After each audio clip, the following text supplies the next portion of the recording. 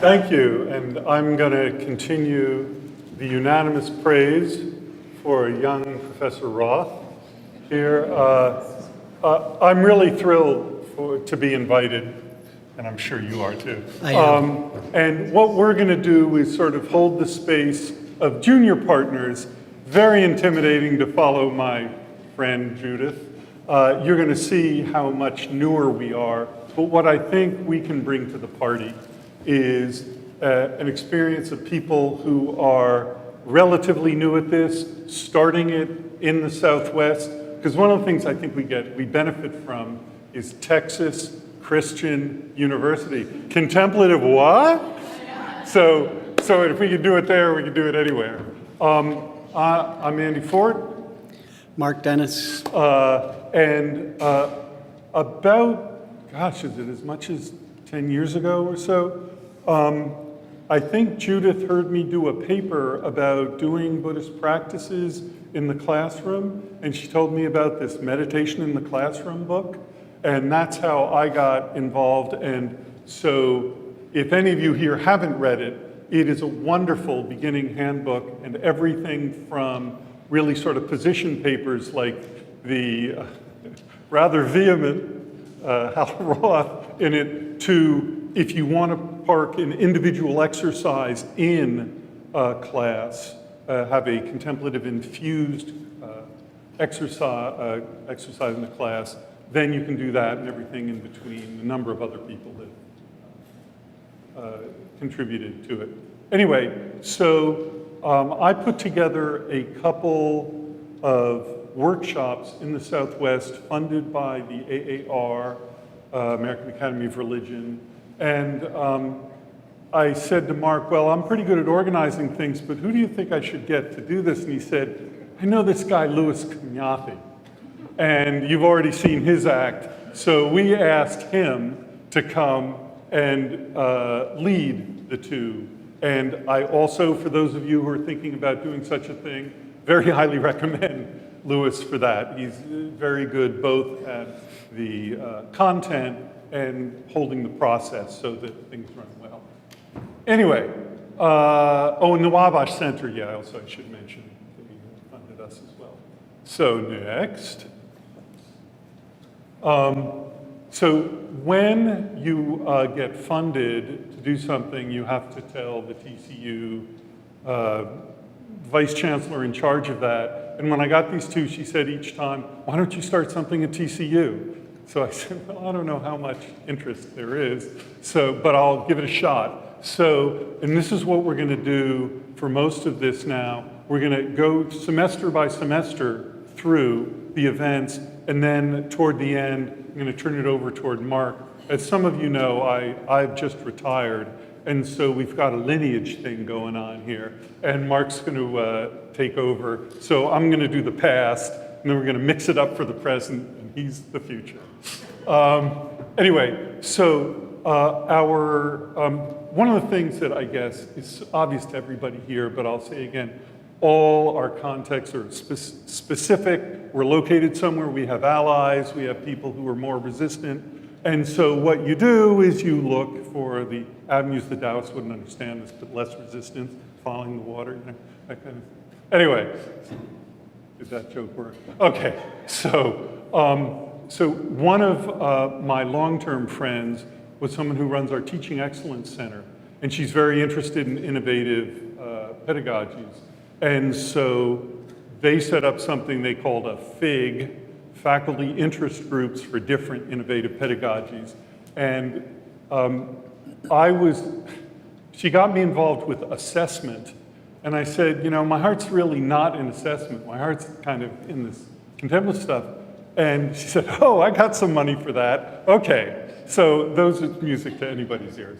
So what we did, and I'll spend more time probably on this slide than the rest of the ones, but I became the coordinator and we started a steering committee.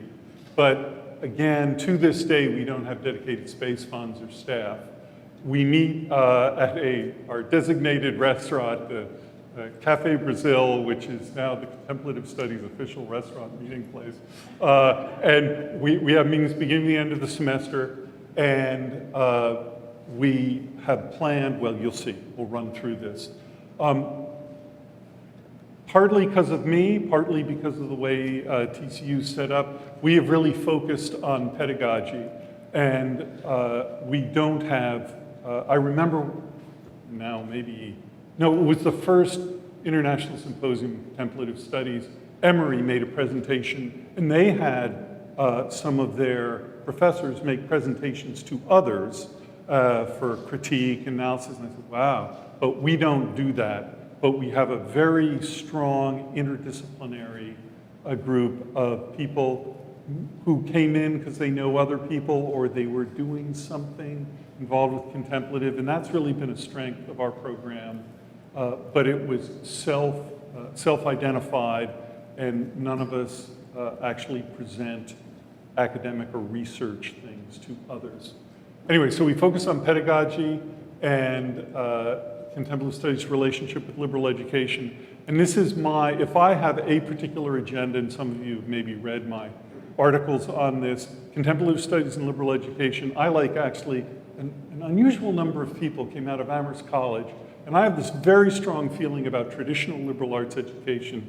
And it's been important to me to be able to articulate how contemplative education fits with and enhances. And I've just recently written up a kind of first, second, and third person thing about, you know, how a more traditional more traditional liberal arts person could see in that traditional language the value added of contemplative education. So that's something I'm quite interested in and shared with others. So and then we have this commitment to interdisciplinarity, and the key players make a difference. This is something we'll say more about toward the end. But one of the things that has not worked well for us yet, this is under the challenges at the end, is we don't have people in the sciences or in nursing. We have a nursing school that have really gotten engaged. However, and this is going to be a future success, is that we are starting a medical school at TCU, and we're getting the dean came from Arizona, and he's very interested in or very concerned about the stress of the medical students and how that doesn't allow them to be with their patients. And so that's a double thing. And he's not really familiar with the language. He's heard of mindfulness.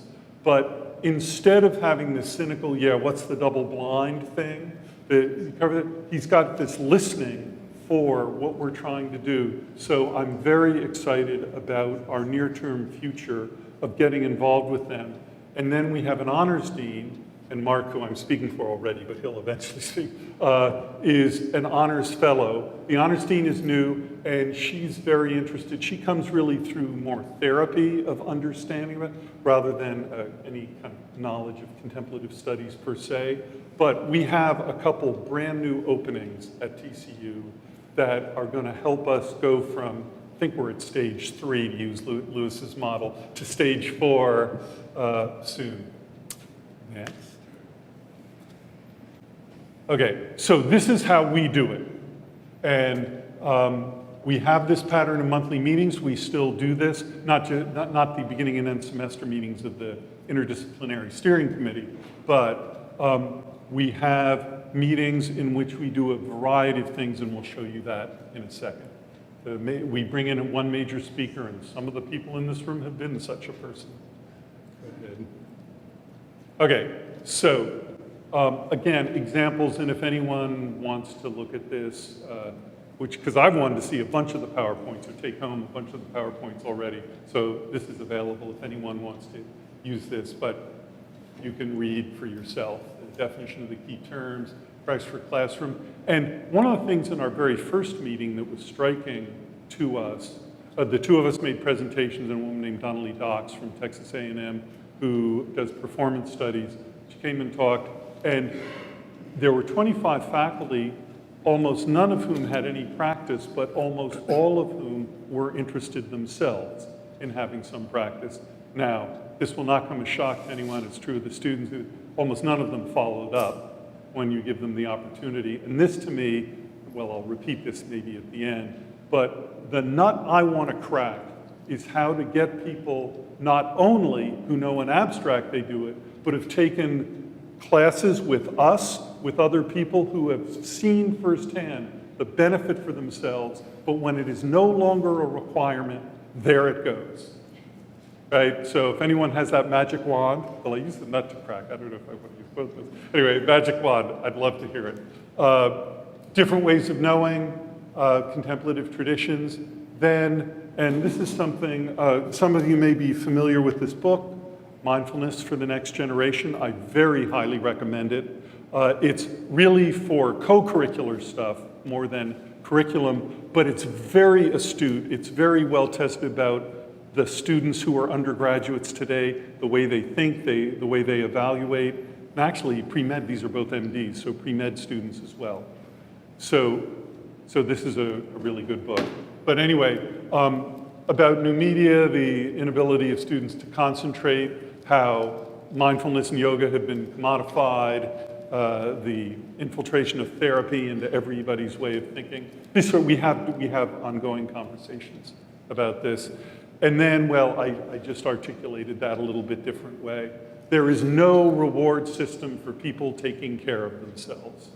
Even though they've had the direct experience of it we give them week-long meditations and other things, and broadly speaking, at TCU, the administration, we can get some money here and there, but actually establishing something that takes seriously curricularly as opposed to co-curricularly some of the things we talk about in contemplative studies hasn't happened, and that's something I'm really hoping to work on. Okay, you want to say something about the movies?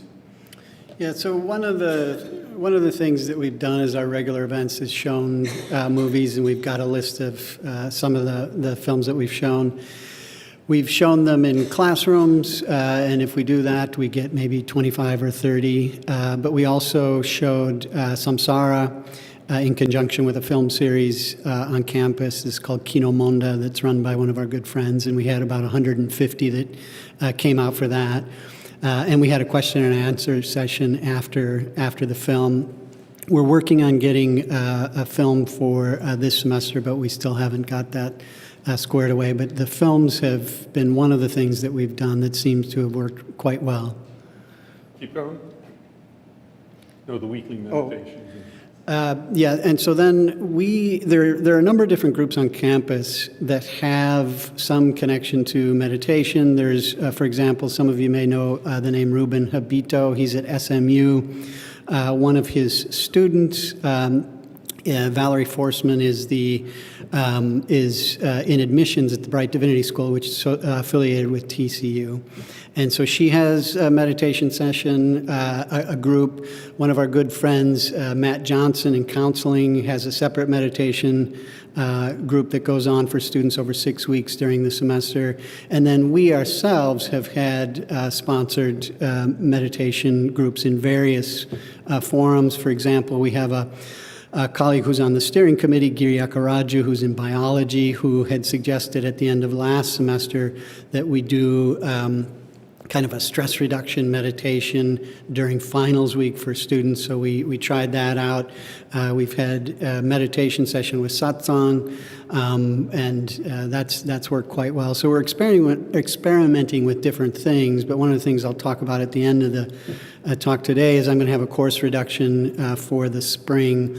And so Andy and I and the steering committee are going to try to think about how to move things forward. And one of the things we'll need to do is coordinate with these other groups on campus who are in some ways connected to us. Our provost is Scottish, and you all know the Scottish play, Macbeth. Anyway, he donated a bunch of stones that, because he's provost, got put in a very prominent place on campus, in the center of campus, and it's a wonderful place for a labyrinth walk, and a lot of you have probably assigned or know about labyrinth walk, but we have students do these experiences at I forgot to say, the TCU mascot is the horned frog. I have a wonderful picture of Judith who has come, you'll see this with her arm around the horned frog, a stone horned frog. Anyway, but it's called Froghenge, after Stonehenge, and we have a lot of labyrinth-type physical activities out there. In case you're interested, and again, just to, it's a valuable inquiry to think about, where can I get money? And we're talking much smaller amounts of money, I think, than Al is from Brown. But, if you know the dean, can I get 500 here, 500 there? TCU is doing very well financially, so there are such things. But a valuable thing to think about over the years, where do I have allies? How much would they be willing to kick in? And so we've gotten money from all those different cases. Yeah. Okay, so again, just sort of rapidly, semester by semester, I've already mentioned the first, what is contemplative studies? What is its place at TCU? We did some brainstorming and networking, and then we began holding these monthly meetings. And then we had, with the nursing school, this stress wellness contemplative practice workshop, and Alyssa Pell, who does the telomeres and stress, and our friend, well, let me pitch, Alejandro Chaul, who is, well, he was an Ann student at Rice, got a PhD, but he worked at MD Anderson, and I think he's changing jobs now, but for a very long time in their integrative medicine program, and he's done an array of those really, again, very rigorous, double-blind, et cetera, things about stress, sleep patterns. He is himself a very advanced practitioner of what he calls Tibetan yoga. And so anyway, he's someone, you'll see his name more than once because we were friends, we brought him in. And he's someone who we think can have conversation with the med school people and have a certain credibility that we Asian religionists may not. We teach a course on Buddhism. Mark and I have on average once a year. So we don't actually have any in the curriculum of TCU. We don't have any contemplative studies courses, but it's very clear increasingly different colleagues are including contemplative studies exercises, and our steering committee is growing.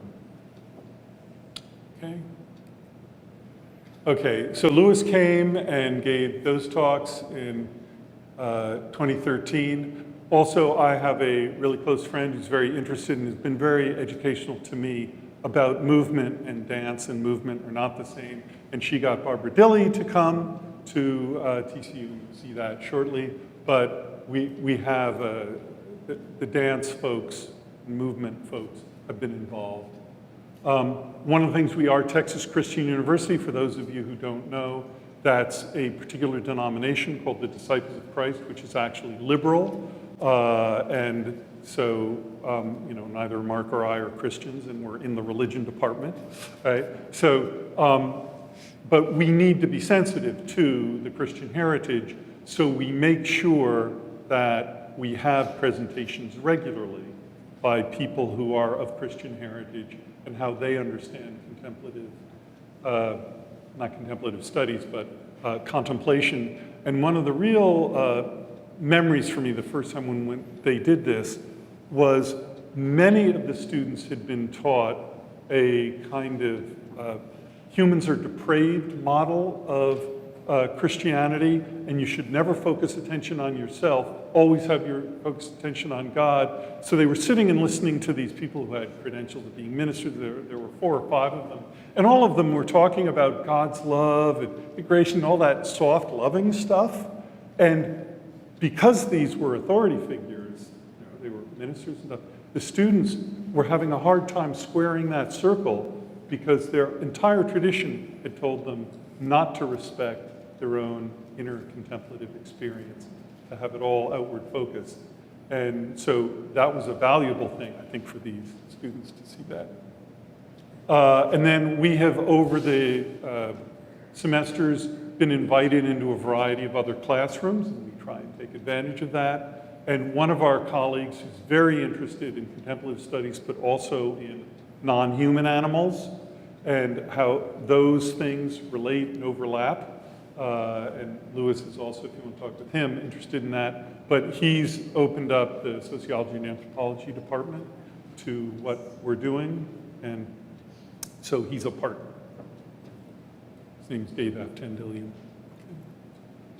As Mark said, Ruben came, and then we had a psychology faculty member who is actually, unfortunately, no longer with us, give a cognitive neuroscience and meditation presentation with a student who did this fantastic, this was like probably our largest turnout, huh?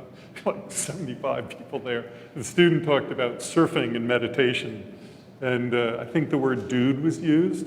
Anyway, it was very good. And then one of the things, and again, I'm mentioning partly so you know what we're doing, but to think for yourself, we have a philosophy faculty member who only recently has gotten quite interested, and he's really come on board with us. But there's a very wealthy donor named Moore who gave money, now deceased, unfortunately, but I think the money is still there. Some small endowment is still there to have a symposium on, well, this one was on consciousness, and I think they get named slightly differently, but that's the theme. And we're now trying to negotiate with him. So we participated in this, and I participated in a second one last year. And this next time, I'm lobbying him to see if we can get Evan Thompson, Christian Kosaru, and John Dunn to come to it. Other people, of course, are negotiating with him. Where there's money, people want to participate with that. But we're in that conversation, and he's an ally, so we'll see. Barbara came in fall of 2014. We had, this was a disappointment because I wanted to share both success and challenges. The steering committee put together, now that we've been doing it then 2 or 3 years, Contemplative Studies at TCU, past, present, future, we presented and stuff, and we invited, not the chancellor, equivalent to president, our university, but the provost and other people, all of whom know, and none of them showed up. So a number of other people did show up, but we thought we had a track record, and stuff, but they didn't make it. Again, the Bright, that's the name of the divinity school, RITE. And that was well attended by actually not only a number of students, but the higher administrators. They were interested. And then this isn't absolutely typical, but just I want to mention off campus, we made a presentation at the second ICS, and then I presented at Lewis's conference, and then there was an AR Contemplative Studies Pedagogy in which Judith and I and Fran and somebody else, Stuart, yeah, presented, and then Mark wrote a paper, so you can tell that too. Yeah, I wrote a paper on the film Samsara that I mentioned before, just talking about the film and the kind of the interaction we had with students who had come to the film. And so one of the things that Andy and I are trying to do as we grow the program is to publish some articles so that it will give us a little more recognition. And he's published some, and I did the one piece on Samsara. Yeah, one of you may have seen this was in the International Journal of Dharma Studies, in which I both talk about this, what I'm talking about now, and then give some of the philosophical underpinnings of that. And if anybody's interested, I'm happy to send that to you. It's online. I'll just send you the link. And again, this is something, if any of you want to talk with me, this was a fascinating learning experience to me. Modern dance professor and I, her name's Susan Douglas Roberts, taught a course called Mind Bodiness, where half the class was movement, and then half the class was in, those of you who are participating in this, you've seen the syllabus. I sent it, and the only time I've ever gone and taught a class in sweatpants, but it was really quite fascinating for the religious studies students to do the movement, and for the dance students to get some of the principles of contemplative studies. So both of us, did I already say, I just retired. So both of us got leave by our chairs to teach that. We had to, negotiate that. Judith and Ale came during that. Then one of our colleagues, do you want to say about the contemplative poetry? Yeah, so we, in conjunction with the English department, one of the members of the steering committee is in English, and so they have a poetry contest. And so I think we've done two now. One part of that contest is a contemplative poetry element to the contest, and we got maybe 30 submissions the second year. The first year they were quite a bit less. But it was a lot of fun, and I was one of the members who read the poems, and we had a cash prize, and we made her an award, and so it worked. It was a small thing, but it worked. It seemed to work quite well. And this is one example. The dean coughed up, what, 250? Yeah. Something like that? Yeah. Bill Barnard, who's been mentioned, he's a friend of mine for a long time. He's over at SMU, across the Metroplex from TCU. He's gotten very interested in the Santo Daime, and he said he's taken ayahuasca over 100 times. But anyway, it's been very interesting, and the students were just blown away because he's just like kind of bouncy and quite present. They think of someone who's done that much ayahuasca, if they know anything about it, is going to be over there, right? But wow, and he really opened up some stuff. He gave a great talk. And then, you want to say about Sumit? So Sumit Fernando was a student at the Bright Divinity School. He was in the master's program, and I did two independent studies with him. He was interested. He's trained as a Christian counselor. He runs something called Agape Healing in the Fort Worth area. But he's from Sri Lanka and had been exposed to Buddhist forms of meditation. Wanted to do an independent study with me on Zen Buddhism, so we did that over 2 semesters, and then he went to SMU to do his PhD with Ruben Habito, and so I was part of his dissertation committee, and then we invited him to come and give a talk, and actually we're going to do a second iteration of the Christian contemplative practices, one that we did a couple of years ago that was really quite successful. We're organizing that again for this fall. But anyway, he's come once to speak, and we'll invite him again. And then we had that pedagogy discussion. And then one of the things, and Judith spoke very eloquently about this, and we're definitely in a place of unexamined white privilege at TCU. And we have a faculty member named Melanie Harris, some of you know, and she had a conversation about that and other things with Mark. And it's something that we're thinking about far behind where you are, but how can we infuse that? How can we engage more with social engagement? John came in spring of 2006, made that presentation, and this is when this opened up with the new honors dean and medical school faculty. The dean of science and engineering I've known for a long time, and he sort of sympathetic, doesn't quite know what's going on, but he gave us entree from the very first. The med school isn't going to open for another year or so, but kind of endorsed, and so we met with the dean and the head of the curriculum group committee, or then. So, and then, you want to say, Jane? Andy and I met Jane Torgerson, who's an MD, who is in charge of student health services at TCU. We met her maybe 2.5 years ago. We had lunch with her. And she was an emergency room doctor for about 25 years, kind of got tired of doing that, and has been the director of student health services at TCU for somewhere between 5 and 10 years. But she's become very interested in integrative medicine and just completed the program at the University of Arizona in integrative medicine.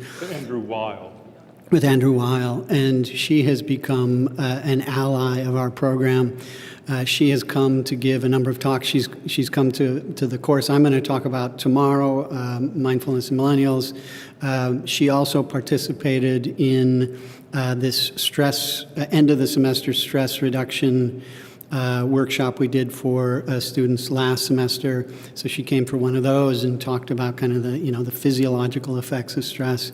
And Andy and I have met with her in a number of contexts. I just saw her the other day. So she has proven to be an ally, and we're hoping that she will be able to, the medical school that Andy's mentioned a couple times has not connected with her, and so we're hoping that, we'll forge some connection between the two, because she's really committed to this, quite passionate, and is clearly an ally. Some of you, I hope, know Bobby Patterson, who's a great contemplative educator, and made a couple great presentations, again, on contemplative pedagogy. Mark's course, Mindfulness in Millennials. Again, Hal has set up that all of us have a little time tomorrow to talk about it, so I'll say a little bit about the mind-bogglingness, and he'll say a little bit more about that next time. And then we did this sort of meditation, what's in it for you, and we got a good turnout. What?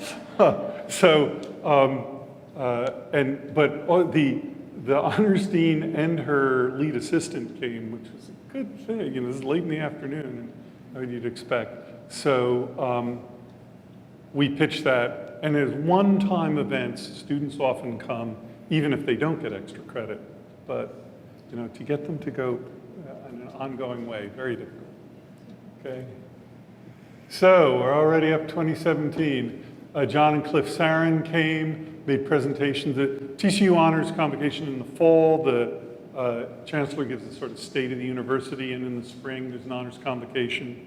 And we were able to pitch, again, Mark is an honors fellow, pitch to bring them. So they came, and we had 2 meetings. And again, this maybe won't be so striking to some of you, but if you had told me 5 years ago when we started that we would have 2 meetings, that the honors convocation would be with contemplative studies, we have 2 meetings with 3 deans, nah. So that's a mark to us, again, not as far along as some other groups are, of how we've made some market penetration. We also met with medical school communication staff. Was it Jane who did the meditation integrative edit? Yeah. And then our philosophy colleague started teaching a course on consciousness with various contemplative elements in it. And I would just add, with the meeting with the medical school communication staff, Andy and I we had 3 or 4 different meetings, and there was a lot of interest. So the dean, Stuart Flynn, is clearly interested, but then a number of people who are supporting him are also interested. One of them is a long-standing practitioner of yoga, and so we're optimistic that we'll be able to forge some kind of connection with the medical school. So, okay, and then I'll finish saying a little bit about what happened with me, and then Mark can take over. So Ale is going to come back this semester. When the provost and chancellor, we were called the platform party of the honors convocation. And so I took the opportunity right before we went up there to pitch to the provost, hey, we've got these contemplative studies people, why don't you give me some money for travel to come to events? So I didn't know about this event even then, but some other things. He said, yeah, we'll see. And so I nagged him and said, let's work up a protocol. Well, it turns out there was another pot of money for retired professors called emeritus tutors. And it was worth a lot more money than I asked for. So he said, okay, congratulations, you're an emeritus tutor. So that's a 3-year title with stipend, and it's paying for this. And it was about helping build this program. So, and this is where I'll close and turn it over to Mark, that I'm really excited we're in a moment at TCU, and I think, no one else has said this, and you've met more ripples than I have, but I think we're in a wave. I think contemplative studies is a wave. I think it's coming, and we're riding the wave. And so the fact that I've gotten this money, that Mark's going to be carrying things on, and we're going to be doing things in the future, is not an isolated phenomenon. So I'm quite upbeat. So I'll be quiet for a minute anyway. So I would like to start with the honors colleges. Andy said I am honors faculty fellow, which means that last academic year and this academic year, I'm teaching in the honors college. So all my students are honors students, and all my service, or most of my service, is in the honors college. And Andy mentioned our dean. Her name is Diane Snow.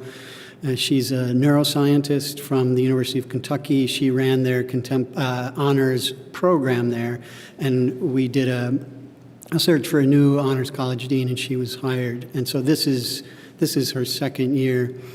But she has been extremely interested in supporting us. She has done this in a number of ways, and I meet with her regularly. I'm the chair of the Honors Advisory Council, so I see her all the time.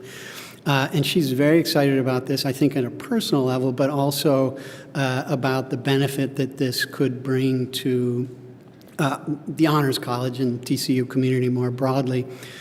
And she was the one who made the decision to bring John Dunn and Cliff Sarin as our honors convocation speakers last spring. And during the course of our meetings, John Dunn mentioned the course that David Germano is going to talk about next, I think, which their collaboration with Penn State, Virginia, and the University of Wisconsin. So John mentioned this course in one of the meetings where the dean was there, and she said, we want to try that out. We want to pilot that. She's very excited about this, and so asked John, when are you going to do this? And so at that time, I think it looked like it was going to start this semester. And so we, Andy and I, had a discussion with John, maybe even going up to Wisconsin this semester to see the course in action. But she is very excited about all the possibilities, and so we think we have found a very strong ally in the honors dean.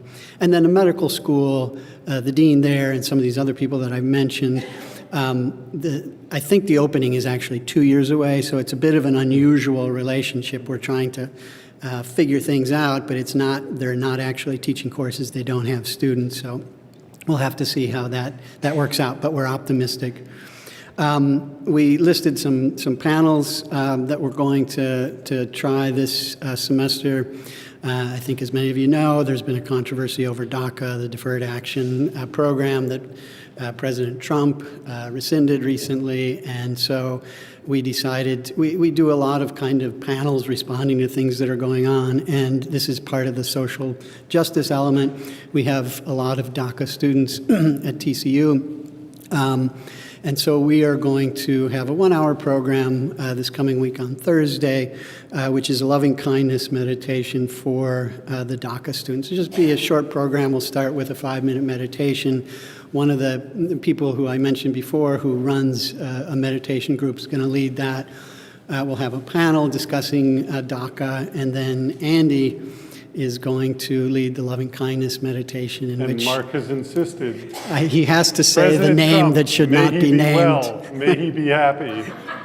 He must say that name. So anyway, I sent out an email, we've made a poster, and we've gotten a lot of response. We have a colleague, Max Krochmal, who wrote this very passionate email about how horrible this was and went through kind of a history of discrimination of groups that were considered other within American history. And so it'll be very interesting to see how this panel goes. And then we've got a number of other things, Christian Contemplative panel that I mentioned. One of our colleagues, Chuck Dunning, is in student services. He is the coordinator for the LGBTQ community, and so he is going to organize a panel. It looks like it's probably going to be in the spring. And then we did we actually did 2 sessions on managing student stress at the end of last semester that went well. And then we have a movie, Brown Think Tank, We Are Here. Is there something at the bottom there? I can't read that. Yeah, there's another page. Oh. Can't see there's something really important there, but. Oh, possibility of inviting Richard Davidson. Yeah, and. That's the next page. Oh, is that? Yeah. Oh, I'm sorry. So Mark mentioned he gets the course reduction. Yeah, okay, I'll just move just go to on. the There's something there. So I mentioned that the chair of the religion department has kindly agreed to give me a course reduction for next semester, and so I will I'll work with Andy and the rest of the steering committee and try to do the things that will move us, I don't know, to what stage on Lewis's scheme, stage 4 maybe. But we have critical mass, we think. There are a number of professors who are teaching courses that have, contemplative elements, and so it would be, trying to connect to them and thinking. And we have one of our colleagues who runs the human-animal relations minor has gone through this recently, and he's on our steering committee, and so he can help me kind of think through what we need to do to move to the next stage. Then the university programs developing co-curricular activities with contemplative elements. That's still kind of I'll explore that when I have the course reduction. We are going to be hosting a Big 12 Teaching Excellence meeting that's in the spring, right? Yeah. And we have something called the Kaler Center for Teaching Excellence. They have significant money, and they're quite good. Andy is a good friend of the person who leads that. He mentioned her. Her name is Romy Hughes. But she invited us to speak at this meeting in the spring about contemplative studies. We've submitted a panel. I've been to the Asia Network Conference for the last 2 years. Where's Aaron? I met Aaron there. And we've submitted a panel for the conference, which is devoted to mindful connectivity, and so we would talk about these kinds of things that we're talking about today. And then Andy mentioned the Moore Symposium, Evan Thompson, John Dunn, and Christian Kosaru. And then when we in our initial discussions about the honors convocation speaker, we talked about Richard Davidson because John Dunn, works with him, and but he needs to be booked way in advance. And so the dean of the Honors College is quite interested in getting him to come down. And then finally, we've got 2 more.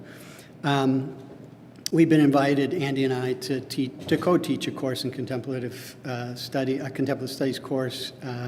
We're not sure exactly when that's going to happen, but then we've got some other ideas up there: Tai Chi, contemplative music and art, etc. And then we'll conclude with the successes and the challenges, and then we'll have a little time for questions. So we think we have raised the awareness of contemplative studies on the campus. I think part of that has been we have found dedicated people in disciplines very different than our own. I don't think we mentioned that we have somebody from dance, anthropology, accounting, biology, physics, and I'm missing English, yeah. And so we have a really diverse group. So I think we're headed in a good direction, but we still got a ways to go. We're very active on campus. The steering committee is kind of one of my main social kind of groups, support groups. So I think that has been a very positive thing.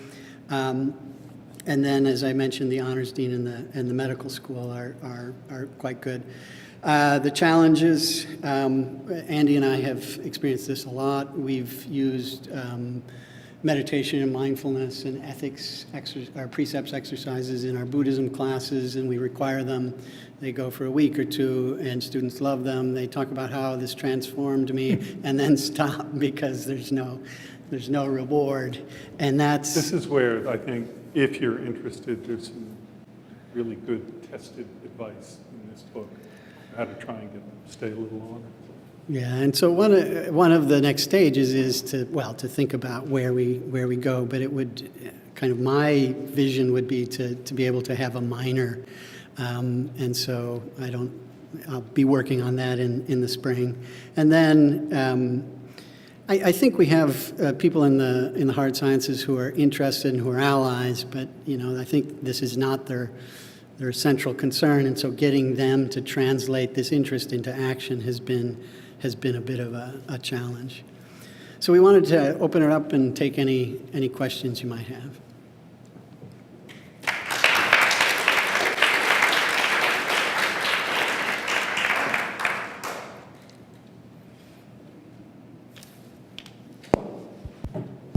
Check, check. So first, the comment.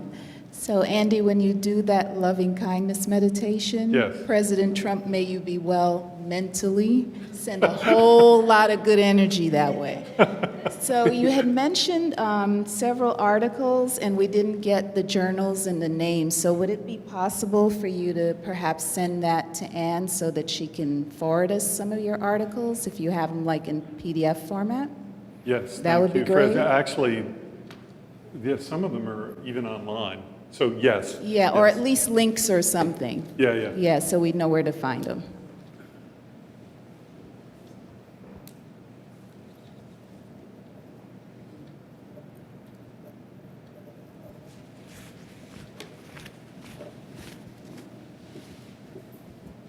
Thank you. So this kind of connects back to the end of Lewis's presentation earlier. So it sounds like you were very savvy in avoiding the Budocentrism of contemplative studies per your institution.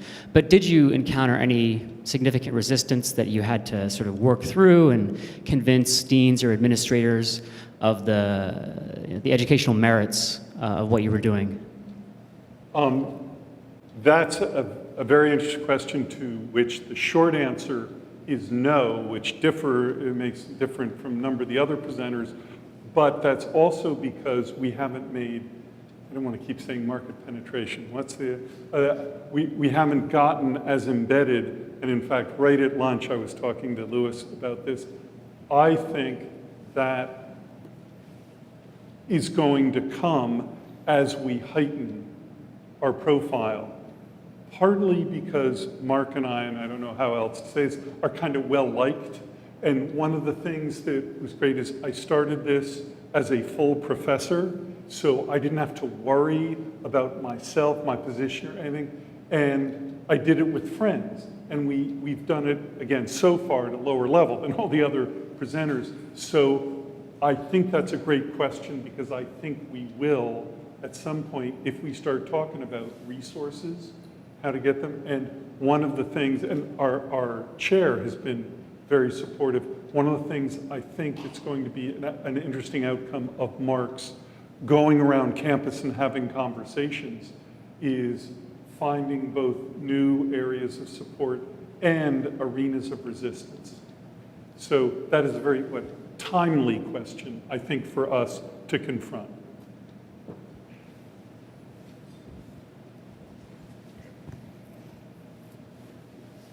So just some advice from the trenches about this question that you asked.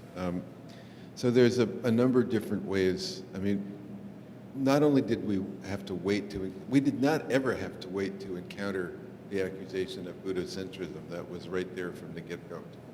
And so one of the whole reasons, and I think Lewis and I will both talk about this tomorrow, the whole idea of a critical first-person perspective emerged out of, obviously our work in religious studies, because that's, being critical is what religious studies prides itself on doing. But then how do you apply that to a first-person perspective?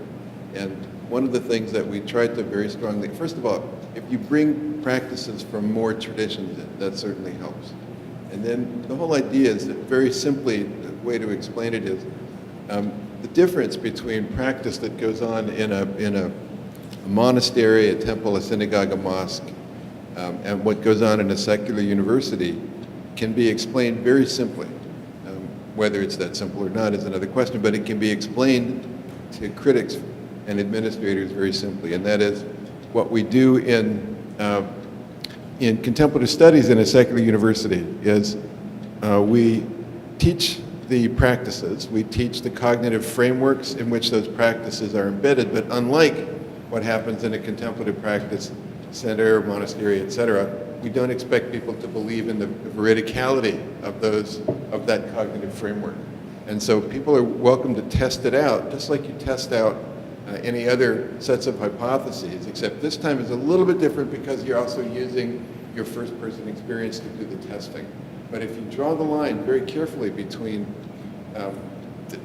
the whole thing that people are worried about Buddhocentrism is that you're expected to believe in a whole set of doctrines and dogmas which are unproven.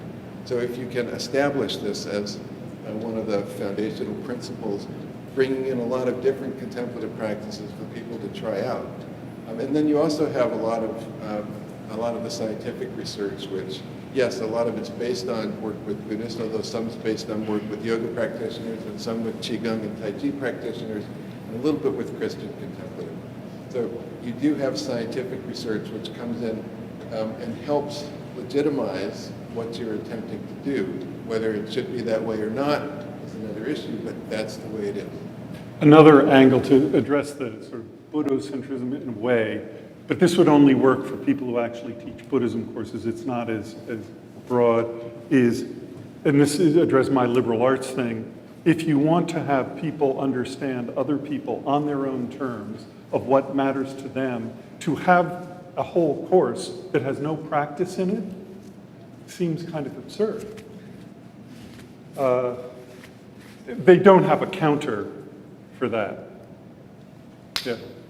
So you can tell me if I'm kind of misrepresenting the situation, but my reading of the TCU case is somewhat similar to USD, right? That you're at a religiously affiliated university, Christian university. I'm dealing with Catholics, obviously. You're dealing with Protestants, which might help a bit. But when you kind of, I think about it, my reading of TCU is that the Bright School kind of takes care of a lot of the mission questions. And again, I mean, you can let me know if you don't think this is a kind of accurate interpretation, but that the Bright School kind of takes care of a lot of the mission and religious identity issues at the university. And so because your department is independent of that, you can do this kind of work and kind of point towards that other locus on campus.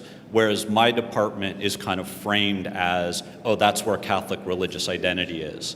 And that's part of the negotiation with that constituency. Do you think that's an accurate I think reading? actually what you just said is a nuance I hadn't thought about with Bright taking care of certain things. But no, TCU leans away. Maybe I haven't said this directly to you, but TCU leans away in a way that USD leans in to Catholic identity. I mean, like 2 chancellors ago, for the first time, our chancellor wasn't a disciple of Christ.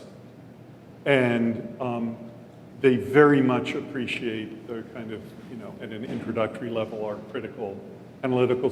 So no, there's no, in fact, we've had conversations about whether we should ever privilege having any disciples of Christ faculty members. And I have thought, given our historical identity, I've actually been an advocate within the whole department of having at least a couple people. So your situation is quite different, but I hadn't thought about that the Bright piece might actually lighten our load even further in that way. There's a question over there.